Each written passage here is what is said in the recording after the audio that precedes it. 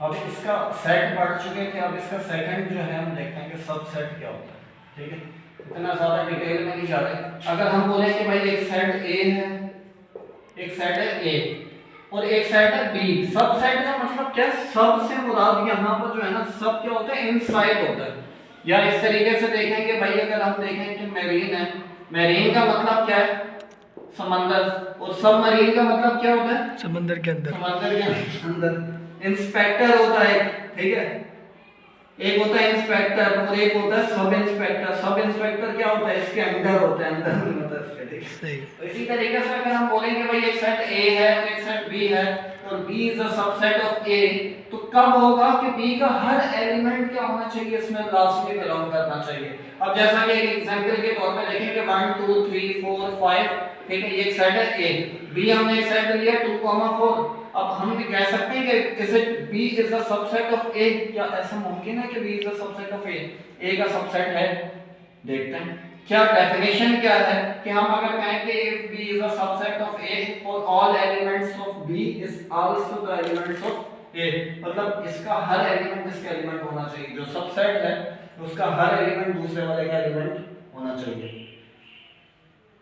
B का ये element देखा, इसमें मौजूद है, ये वाला देखा, इसमें मौजूद है, तो इसका मतलब ये इसका क्या सबसेट है। अब मैं बी को चेंज कर देता हूं, बी को लिखता हूं 1 2 4 5 3, ये तो इसी के बराबर आ गया।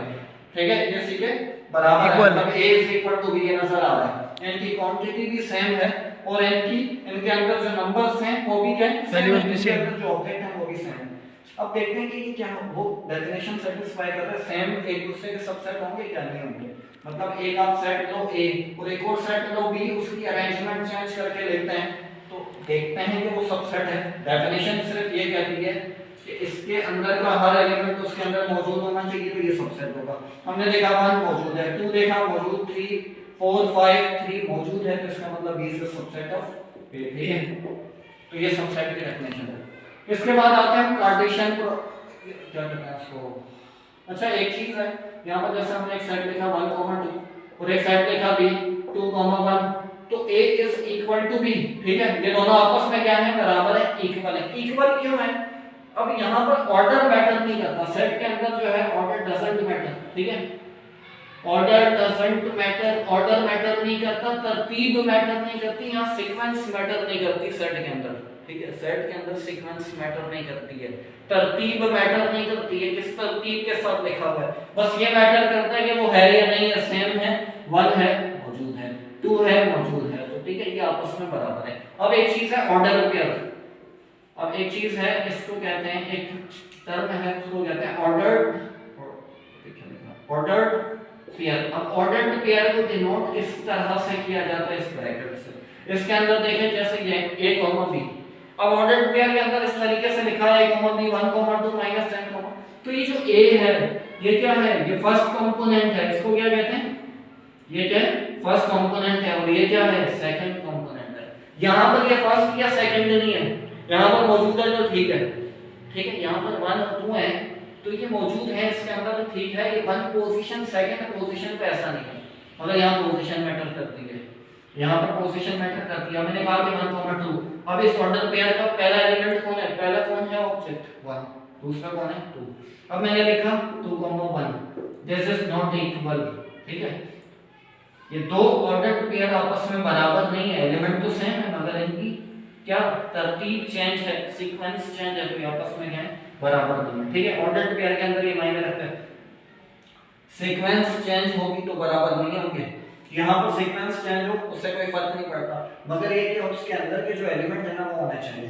यहाँ पर सीक्वेंस चेंज है। अब जैसे हमने कहा कि भाई 3 4 है तो इज नॉट इक्वल टू 4 3। आपने कहा कि a is a b is not equal to b a, ये कब पॉसिबल हो सकता है, ये वैसे नहीं हो सकता, ये उस वक्त होगा if and only if a is equal to b।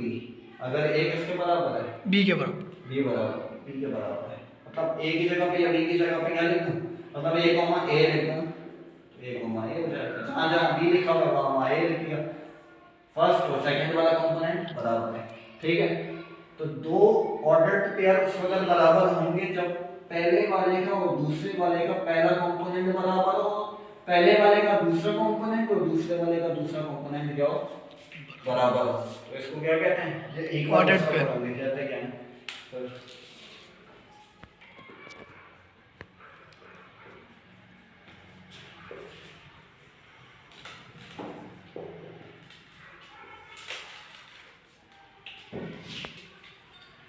Cartesian product, अच्छा देखो कार्टेशियन प्रोडक्ट क्या है, प्रोडक्ट में से मल्टीप्लिकेशन को कहते हैं, यहाँ मल्टीप्लिकेशन करना है। दो सेट्स के दरमियान कार्टेशियन प्रोडक्ट इस तरीके से लिखा जाता है, जो उसकी डेफिनेशन है, जो सेट नोटेशन है, सेट बिल्डर नोटेशन कहते हैं इसको, ठीक है। सेट को तीन तरह से लिखा जाता है, जो मैट्रिक क्लास के अंदर आपने पढ़ा होगा। उसमें से एक नोटेशन जो है सेट को जो लिखने का रिप्रेजेंटेशन है, वो क्या सेट बिल्डर नोटेशन है। अब इसकी जो कार्टेशियन प्रोडक्ट को लिखने का तरीका क्या है कि a, b की फॉर्म में लिखा जाएगा, सही है, such that for all a, b belongs to a belongs to a and b belongs to b। मतलब कार्टेशियन प्रोडक्ट क्या है कि दो सेट्स का कार्टेशियन प्रोडक्ट ले रहे हो तो उसमें तमाम ऑल पॉसिबल क्या आएंगे, ऑल पॉसिबल क्या आएंगे, ऑर्डर्ड पेयर आएंगे, ऑर्डर्ड पेयर। और उसमें कंडीशन क्या होगी, उसके अंदर ये कंडीशन होगी कि जो सेट, अब यहाँ देखो a क्रॉस b लिखा हुआ है, अगर मैं b क्रॉस a लिखूंगा तो इसका किस तरीके से होगा, इसकी डेफिनेशन क्या होगी, b a such that b belongs to b and a belongs to a। मतलब सॉरी क्या लिख, इसका मतलब ये है कि जो कार्टेशियन प्रोडक्ट के अंदर जितने भी ऑर्डर्ड पेयर बनेंगे तो हर ऑर्डर्ड पेयर का जो पहला वाला क्या है कंपोनेंट है वो कहां से होगा, ए से होगा, पहले वाले सेट से होगा जो पहले लिखा हुआ, और दूसरा वाला कहां से होगा, दूसरे वाले सेट से होगा। अब जैसे इसके कुछ एग्जांपल्स देखते हैं। ए आपके पास 1, 2, 3 है, ठीक है, एक सेट है। बी क्या है आपके पास a, सॉरी इसको मैं x, y लिख देता हूं। अब मैं निकालना क्या है, a क्रॉस b मालूम करना है मुझे, ठीक है। अब क्या करना है भाई, पहले ये सेट बनाओगे आप कर्ली ब्रैकेट। अब इसके अंदर ऑर्डर्ड पेयर कैसे होगा, इसका रिलेशन है बेसिकली 1 किसके साथ होगा, 1, x आएगा, फिर क्या आएगा 1, y आएगा, फिर क्या आएगा 2, x आएगा, उसके बाद क्या आएगा 2, y, फिर 3, x, और फिर उसके बाद क्या आएगा लास्ट में 3, y। समझ में आया या नहीं आया। अब देखो जितने भी ऑर्डर्ड पेयर हैं पॉसिबल थे बन गए, 1, x 1, y, 2, x 2, y, 3, x 3, y। और हर ऑर्डर्ड पेयर के अंदर जो पहला वाला है कहां से बिलोंग करता है, a से। देखो पहला वाला a से बिलोंग कर रहा है, दूसरा वाला कहां से बिलोंग कर रहा है, b से। अब मैं इसी का अगर b क्रॉस a मत मालूम करूं, बताओ जरा जल्दी से, b क्रॉस a बताओ जल्दी से। b cross a sir x, हां सही है, x, 1 x 2 x, x, 1, x, 2, x, 3, फिर y, 1 y, 1, y, 2 और y, लास्ट वाला क्या आ जाएगा 3। अब इसमें पहला वाला, हर पहला वाला कौन सा है, हर ऑर्डर्ड पेयर का पहला वाला कहां से बिलोंग कर रहा है, b से, सेट पहले वाले सेट से, जिससे भी कर रहा है जो पहले लिखा हुआ है, और दूसरा वाला कहां से कर रहा है, दूसरे वाले से।